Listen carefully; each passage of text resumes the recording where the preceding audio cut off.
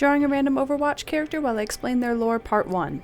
I really wanted to make this series as 1, an excuse to draw all these characters, and 2, to learn all their stories.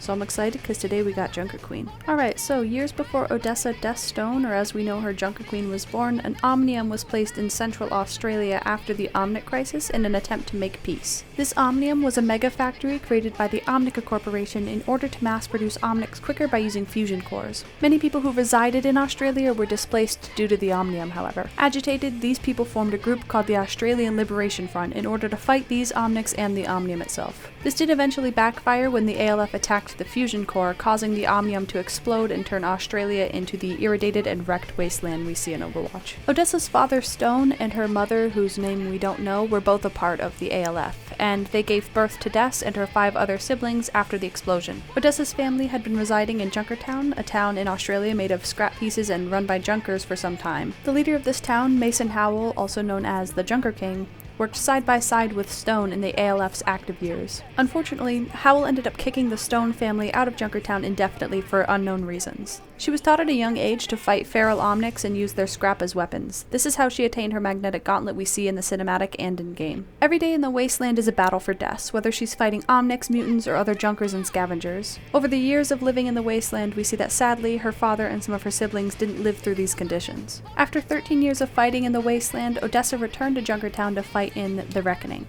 This was a gladiatorial match that Junkers would fight in order to claim the throne as a ruler of Junkertown. Mason Howell went undefeated in this fight for 13 years until Odessa showed up.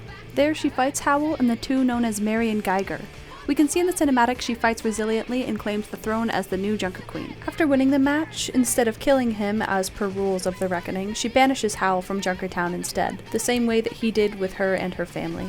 Odessa stays the queen of Junkertown for over a decade and still is an in-game presence. She meets with a hamster we know as Hammond, who becomes her bodyguard during her years of rule.